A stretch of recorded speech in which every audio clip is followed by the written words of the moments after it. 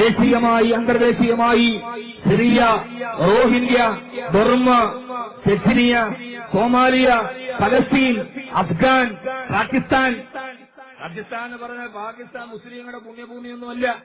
മുസ്ലിങ്ങളുടെ പുണ്യഭൂമി അത് മക്കയും മദീനയാണ്. ഇവിടെ ആളുകൾ പൊക്കോ എന്ന് പറയുന്നത് കേട്ടാൽ പാകിസ്ഥാൻ എന്ന് പറഞ്ഞാൽ നമ്മുടെ പുണ്യഭൂമിയാണെന്ന് തോന്നും.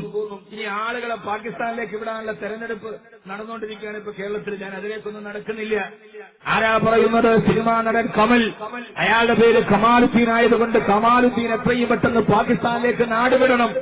എന്റെ പ്രിയപ്പെട്ട സഹോദരങ്ങളെ, പറഞ്ഞ കൂവ മണ്ഡൂപത്തിനോട് ഞാൻ പറയാം, കുറെ നാളായിട്ട് നിങ്ങൾ പാകിസ്ഥാൻ പറയല്ലേ, ഇനിയൊന്ന് മാറ്റിപ്പിടിക്ക്. സൗദി അറേബ്യയോ UAEയോ മസ്കറ്റോ കുവൈറ്റോ അങ്ങനെ ധാരാളം എത്രയോ മുസ്ലിം രാഷ്ട്രമുണ്ട്, അങ്ങോട്ടൊന്ന് പോകാൻ പറ. ഇവിടെ കുറെ നാളായിട്ട് പാകിസ്ഥാൻ എന്താ നമ്മുടെ പുണ്യഭൂമിയാ? അതോ ലാഹോർ നഗരമാണോ നമ്മുടെ മക്ക? ഇവിടെ കേരളത്തിൽ ഇപ്പോൾ കമാലുദ്ദീൻ, അദ്ദേഹം ഒരു സിനിമാ സംവിധായകനാണ്. അദ്ദേഹത്തിന്റെ ഇസ്ലാമോ അദ്ദേഹത്തിന്റെ മുസ്ലിമത്വം മാനദണ്ഡമാക്കിയിട്ടല്ല ഞാൻ ഈ പറയുന്നത്. അദ്ദേഹത്തിന്റെ നിലപാടുകളോടുള്ള യോജിപ്പുകളുമല്ല. ദേശീയ ഗാനം പാടുമ്പോ എഴുന്നേറ്റ് നിൽക്കുന്നവൻ രാജ്യസ്നേഹിയും ഇരിക്കുന്നവൻ രാജ്യദ്രോഹിയുമായി മാറുന്ന ആധുനിക കാലഘട്ടത്തിന്റെ രാജ്യസ്നേഹത്തിന്റെ കപടമുഖങ്ങളുടെ ഇടയിൽ രാജ്യസ്നേഹിയാകണമെങ്കിൽ നെഞ്ചിലൊരു പ്ലക്കാർഡ് കെട്ടിത്തൂക്കിയിട്ട് ഞാൻ 100% ISI മുദ്രയുള്ള രാജ്യസ്നേഹിയാണെന്ന് എഴുതിക്കൊണ്ട് നടക്കേണ്ട ഓരോ മണിക്കൂർ ഇടവിട്ട് ഈ കേരളത്തിലെ ഇന്ത്യയിലെ മുസ്ലിമീങ്ങൾ രാജ്യസ്നേഹികളാണ് എന്ന് 1000 വട്ടം ആവർത്തിച്ച് പറയേണ്ടത് ഗതികേടിന്റെ ഉള്ളിൽ പാകിസ്ഥാനിലേക്ക് പോകാൻ വേണ്ടി പറയുമ്പോ ആരോടാണ് നിങ്ങൾ ഈ പറയുന്നത്? കുനിച്ചിന് തിരുത്തു കൂമ്പിന് ഇടികിട്ടിയപ്പോ സായിപ്പിന്റെ ചെരുപ്പ് നക്കിക്കൊടുത്ത ദാസന്മാരുടെ പിന്നണി ആളുകളാണ്.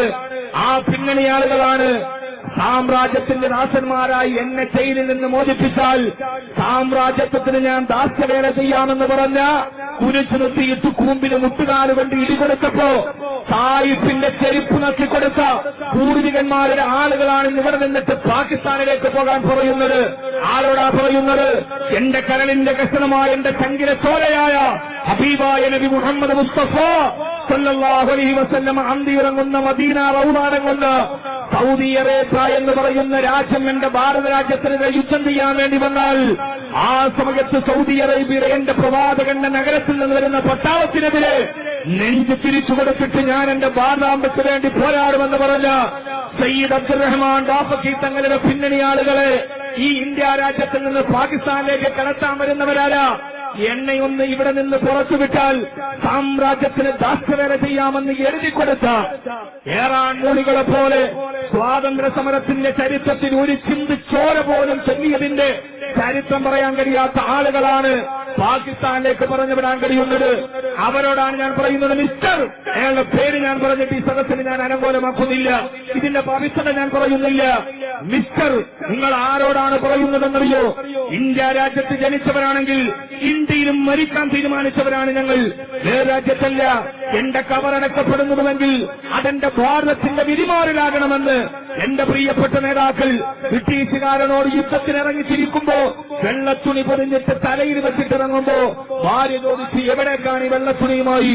ഞാൻ യുദ്ധത്തിന് പരാജയപ്പെടുമ്പോ എന്റെ മയ്യത്ത് പൊതിയാനുള്ള കഫൻ തുണിയാണ് എന്റെ തലയിൽ വെച്ചിരിക്കുന്നതെന്ന് പറഞ്ഞ് ഓടി ഒളിക്കാനല്ല, മോതിരം വിടുങ്ങാനല്ല, മരിക്കാൻ വേണ്ടി തല മുഴുവനും ജീവിതം സമർപ്പിക്കാൻ ഉദ്ദേശിച്ച് ബ്രിട്ടീഷുകാരന്റെ മുമ്പിലേക്ക് പടപെടുത്താൻ പോകുമ്പോ മയ്യത്ത് പൊതിയാനുള്ള വെള്ളത്തുണിയും തലയിൽ വെച്ചുകൊണ്ടുപോയി വീരരക്തസാക്ഷിത്വം വഹിച്ച് ഞങ്ങളുടെ യൂണിയൻ ജാക്ക് പതാക താഴെയിറക്കി ഇന്ത്യയുടെ ത്രിവർണ്ണ പതാക ചെങ്കോട്ടയുടെ മുകളിൽ പായിക്കാൻ വീരരക്തസാക്ഷിത്വം വഹിച്ച ഞങ്ങളുടെ പ്രിയപ്പെട്ട പൂർവികന്മാർ സ്വാതന്ത്ര്യം നേടിത്തരുന്ന ഇന്ത്യയിൽ ജനിക്കാൻ ഞങ്ങൾക്ക് കഴിഞ്ഞിട്ടുണ്ടെങ്കിൽ ഇവിടെ തന്നെ മരിക്കാൻ വേണ്ടി, ഇന്ത്യക്ക് വേണ്ടി മരിക്കാൻ, ഇന്ത്യക്ക് വേണ്ടി പൊരുതാൻ, ഇന്ത്യക്ക് മതേതരത്വത്തിന് വേണ്ടി നിലകൊള്ളാൻ തീരുമാനിച്ച ഒരു സമൂഹത്തിന്റെ പിന്നണി ആളുകളെയാണ് നിങ്ങൾ ഇവിടെ നിന്ന് ആട്ടിയോടിക്കാൻ ശ്രമിക്കുന്നത് എന്ന് സ്വാതന്ത്ര്യ സമര ചോരയുടെ ഒരു കഥ പറയാനുണ്ടോ?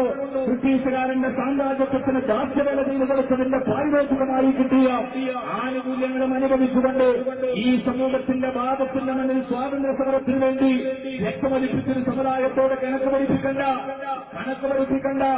സന്ധ്യാസമയത്തിനു മുമ്പ് എല്ലാ മന്ദിരത്തിന്റെ പ്രാർത്ഥനാ മന്ദിരത്തിലേക്ക് എത്താൻ വേണ്ടി ഓടിപ്പോയ ഒരു സുശുദ്ധ ചട്ടക്കൂട് പോലെ ഒരു പാവപ്പെട്ട മനുഷ്യനെ ഇന്ത്യയുടെ രാഷ്ട്രപിതാവ് മോഹൻദാസ് കരംചന്ദ് ഗാന്ധിയെ പരാമർശിക്കാമെന്ന വ്യാജേന കുഴിനുണ്ടി താഴെ കുത്തി കരുതിവെച്ച കൈത്തോക്കിന്റെ കാഞ്ചി വലിച്ച് ആ പാവപ്പെട്ട ഇന്ത്യയുടെ രാഷ്ട്രപിതാവിന്റെ നെഞ്ചകത്തേക്ക് വെടിയുണ്ട വായിച്ച നാഥുറാന്തിനായ ഗോത്രങ്ങളെ ചിത്രം വെച്ചിട്ട് ആരാധിക്കുന്നവരാണ് ചുമരുകളിൽ നിന്ന് ചെകുവേരയുടെ ചിത്രം മാറ്റണമെന്ന് ആവശ്യപ്പെടുന്നതെങ്കിൽ ചെകുവേര അദ്ദേഹത്തിന്റെ ഇസത്തെ വെച്ചിട്ടല്ല ഞാൻ പറയുന്നത്. ആരാ ചെകുവേരെന്നറിയോ? സാമ്രാജ്യത്തിനെ പൊരുതിയ പോരാളി പിടിച്ചുകൊണ്ടുപോയി വെടിവെക്കാൻ വേണ്ടി സാമ്രാജ്യത്തിന്റെ ദാസന്മാർ ഓടവിച്ചപ്പോ ചെകുവേരയുടെ കണ്ണിലേക്ക് നോക്കിയിട്ട് കാഞ്ചി വലിക്കാൻ കഴിയാതെ പോരാളിയുടെ കണ്ണിൽ നിന്ന് പാഞ്ഞു വരുന്ന തീക്ഷ്ണമായ നോട്ടത്തെ നേരിടാൻ കഴിയാതെ വെടിവെക്കാൻ വേണ്ടി പോയ പട്ടാളക്കാരന്റെ കൈവിരലുകൾ കാഞ്ചിയിൽ നിന്ന് വിറച്ചപ്പോ അയാളുടെ കണ്ണുകളിലേക്ക് നോക്കി വെടിവെക്കാൻ ആണത്തമുള്ളൊരു ആൺകുട്ടിയില്ലാതെ പുറകോട്ട് തിരിഞ്ഞു നിന്നിട്ട് നെഞ്ചിലേക്ക് വെടിവെച്ച ചെകുവേര എന്ന സാമ്രാജ്യത്വ വിരുദ്ധ പോരാളി, ആ പോരാളിയുടെ ചിത്രം ഇവിടെ കലാപമുണ്ടാക്കുമെന്ന് പറയുന്നവരാരാ? രാഷ്ട്രപിതാവിന്റെ നെഞ്ചിലേക്ക് നിറയൊടിച്ചവന്റെ ചിത്രം വെച്ച് നാഴികക്ക് 40 വട്ടം പൂജിക്കുന്നവർക്ക് എങ്ങനെയാണ് ചെകുവേരയുടെ ചിത്രം മാറ്റാൻ വേണ്ടി പറയാൻ അധികാരമുള്ളത്? ഞാൻ അദ്ദേഹത്തിന്റെ ഇഷ്ടത്തോടെ രാഷ്ട്രീയമൊന്നും എനിക്ക് പ്രശ്നമല്ല. എന്നെ സംബന്ധിച്ചോളം എനിക്കൊരു നിലപാടുണ്ട്. ആ നിലപാട് എവിടെയും രാഷ്ട്രീയ കേരളമാകട്ടെ, സാമൂഹിക കേരളമാകട്ടെ, സാംസ്കാരിക കേരളമാകട്ടെ, അവിടെ പറയാനുള്ള ആർജവമുള്ള ഒരു പ്രവാചകനാണ് ഞാൻ. കവന്തുണിയും ഭരണവും പറഞ്ഞിട്ട് പൈസ പിരിച്ചിട്ട് പള്ളി ഉണ്ടാക്കുന്ന ഒരു മൂല്യാര് മാത്രമല്ല ഞാൻ. എന്നെ സംബന്ധിച്ചോളം എനിക്ക് പറയേണ്ട നിലപാടുകൾ അതാരുടെ മുമ്പിൽ ഞാൻ പറയും. അതിനെനിക്ക് പ്രീണനമില്ല, അതെനിക്ക് അമിതത്വവുമില്ല, അതിമിതത്വവുമില്ല. ആരാണ് ചെകുവേരയുടെ ഫോട്ടോ മാറ്റാൻ വേണ്ടി പറയുന്നത്? മാറ്റേണ്ടത് ഇന്ത്യ രാജ്യത്തിന്റെ സ്വാതന്ത്ര്യ സമരത്തിന്റെ പോരാട്ടത്തിൽ ഏറ്റവും വലിയ രാഷ്ട്രപിതാവ് എന്ന് ഞാൻ നിങ്ങളും അംഗീകരിച്ച മോഹൻദാസ് കരംചന്ദ് ഗാന്ധിയെ വെടിവെച്ചു കൊന്നവന് പുഷ്പാർച്ചന നടത്തുന്നവർക്ക് എങ്ങനെയാണിത് പറയാൻ കഴിയുന്നത്? അതുകൊണ്ട് ഞാൻ അദ്ദേഹത്തോട് പറയാൻ, മിസ്റ്റർ, ഞാൻ ആ പേര് പറയുന്നില്ല, ഇത് ഉത്തർപ്രദേശല്ല, ഇത് ഗുജറാത്തല്ല, ഇത് രാജസ്ഥാനല്ല. വർഗീയ ജാതിക്കാട്ടുകൾ ഇറക്കി ഈ ഇവിടുത്തെ ന്യൂനപക്ഷത്തിന്റെയും ഭൂരിപക്ഷത്തിന്റെയും വേർതിരിക്കാനുള്ള നിങ്ങളുടെ ശൃംഗാര ബുദ്ധി, ഇതും മതേതര കേരളമാണ്, ഇതും മതേതര കേരളമാണ്. മതേതരത്വത്തിന്റെ ഈറ്റില്ലമായ കേരളം, സൗഹാർദ്ദത്തിന്റെ കേരളം, സഹിഷ്ണുതയുടെ കേരളം, മങ്ങാട്ടച്ചനും കുഞ്ഞായി മുസ്ലിയാരും ഒന്നിച്ചു നിന്ന് രൂപപ്പെടുത്തിയെടുത്തിയ ഒരു മതേതരത്വ കേരളത്തിന്റെ നടുവിൽ നിങ്ങളുടെ ജാതിക്കാട്ടുകളും വർഗീയകാളുകളും നിങ്ങൾക്ക് മണ്ണ് തെറ്റിപ്പോയി. ഇതും മതേതരത്വ കേരളമാണ് എന്ന് ഞാൻ അവരെ ഓർമ്മിപ്പിക്കാൻ ഇതിന്റെ ഇടയിൽ ഞാൻ എന്റെ സമയം കണ്ടെത്തുകയാണ്. ഒരൽപ്പം ആവേശം കൂടിപ്പോയാലും നിങ്ങൾ ക്ഷമിക്കുക. പക്ഷേ ഇത് പറയേണ്ടതുണ്ട്. ഇത് പറയാൻ ആരെങ്കിലുമുണ്ട്. രാജാവ് നഗ്നനാണ് എന്ന് പറഞ്ഞൊരു കൊച്ചുകുട്ടിയാണ്. ആ കൊച്ചുകുട്ടിയുടെ ആഗ്രഹമെങ്കിലും നമ്മുടെ മലയാള മണ്ണിന്റെ ഹിന്ദുവും മുസൽമാനും ഒന്നിച്ചു ജീവിച്ച, ഒരേ മനത്തോടെ ജീവിച്ച, ഒരേ ആർജവത്തോടെ ജീവിച്ച, ഒന്നിച്ചു നടന്ന് ഈ മതേതരത്വ കേരളത്തെയും ഒരു നോർത്ത് ഇന്ത്യയാക്കാൻ ശ്രമിക്കുന്ന ഈ കാപാലികരെ, ഈ വർഗീയ നപുംസകങ്ങളെ തിരിച്ചറിയാൻ മതേതരത്വ കേരളത്തിന്റെ പ്രബുദ്ധതയുള്ള, ജാതിക്കും മതത്തിനും വർണ്ണത്തിനും ഭാഷയ്ക്കും ദേശത്തിനും അപ്പുറം മനുഷ്യനാണ് വലുത്, മനുഷ്യത്വമാണ് വലുത്, ജാതിയല്ല മതമല്ല എന്ന് ചിന്തിക്കാൻ കഴിയുന്ന മതേതര കേരളത്തോട് ഞാൻ എന്റെ ഈ പ്രഭാഷണത്തിൽ ആവശ്യപ്പെടുകയാണ്. അല്ലാഹു സുബ്ഹാനഹു വ തആല നമ്മുടെ മതേതരത്വം നിലനിർത്താൻ അല്ലാഹു തൗഫീഖ് നൽകി അനുഗ്രഹിക്കുമാറാകട്ടെ. ആ ഒരു ചിന്താഗതി നമ്മുടെ മനസ്സിലുണ്ടാവണം. അവര് യഥാർത്ഥത്തിൽ ന്യൂസ് 18 അവരുടെ ഒരു ന്യൂസ് ചാനലിന്റെ പരിപാടി ഇന്നുണ്ട്. ഇന്നത്തെ ഏറ്റവും വലിയ ഹീറോ അവരാണ്. ന്യൂസ് 18 അവതാരകൻ അദ്ദേഹം പറഞ്ഞത് ഇന്നത്തെ ഏറ്റവും പ്രധാനപ്പെട്ട വിഷയം കമൽ പാകിസ്ഥാനിലേക്ക് പോകണം. പക്ഷേ ആ വിഷയം പറഞ്ഞ ആളിന്റെ ഏറ്റവും വലിയ ഉദ്ദേശം ഒരു വലിയ ന്യൂസ് മേക്കർ ആവലാണ്, ഒരു പബ്ലിസിറ്റി ആയതുകൊണ്ട് അത് ഞങ്ങൾ അവോയ്ഡ് ചെയ്യുന്നു, ഞങ്ങൾ ഇന്നത് അവഗണിക്കുന്നു, അത് ഞങ്ങൾ പ്രസിദ്ധീകരിക്കുന്നില്ല എന്ന് ന്യൂസ് 18 ഇന്ന് അവരുടെ ന്യൂസ് ഡെസ്ക് തീരുമാനിച്ചതായി അവരുടെ ചാനലിൽ പറഞ്ഞിരുന്നു. അവരെയാണ് നമ്മൾ അഭിനന്ദിക്കേണ്ടത്. ഇതൊക്കെ വെറുതെ, ഇതൊക്കെ എന്തിനാണിത് പറയുന്നത്?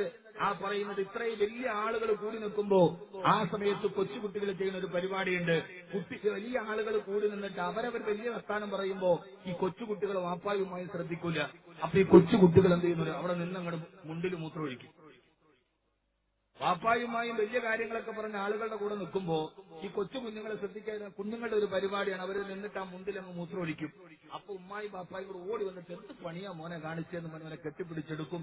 ആളുകളെല്ലാം അവനെ നോക്കും. ഇമ്മാതിരി ആൾക്കൂട്ടത്തിന്റെ ഇതിൽ ശ്രദ്ധ നേടാനുള്ള മുണ്ടിൽ മൂത്രമൊഴിച്ച കൊച്ചുകുട്ടിയുടെ പരിപാടിയാണ് ഇന്ന് അയാൾ കാണിച്ചത് എന്ന് ന്യൂസ് 18 മനസ്സിലായത് കൊണ്ടാണ് അവർ അങ്ങനെ ഒരു തീരുമാനം എടുത്തത്. ഇത് കുട്ടികൾ മുണ്ടിൽ മൂത്രമൊഴിക്കുന്ന പരിപാടി.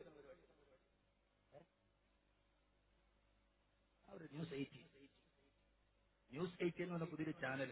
അതിന്റെ ന്യൂസ് ഡെസ്ക് എനിക്ക് വളരെയേറെ ഇഷ്ടപ്പെട്ട ചാനൽ രംഗത്തിൽ വളരെയേറെ ഇഷ്ടപ്പെട്ട ഒരു പരിപാടി ഇനി അങ്ങോട്ട് വന്നപ്പോൾ കണ്ടുകൊണ്ടിരിക്കുകയാണ്. അവർ പറഞ്ഞു ഇതൊരു പബ്ലിസിറ്റി ആയതുകൊണ്ട് ഞങ്ങൾ ആ പബ്ലിസിറ്റി ആണ് എന്നറിഞ്ഞതുകൊണ്ട് അതിനെ ഞങ്ങൾ അവഗണിക്കും. ഇങ്ങനെയുള്ള നല്ല ദിശാബോധവും ചിന്താബോധവുമുള്ള ചില ചർച്ചകളും ചില ചിന്തകളുമാണ് നമുക്ക് ആവശ്യമെന്ന് ഓർമ്മിപ്പിച്ചുകൊള്ളട്ടെ.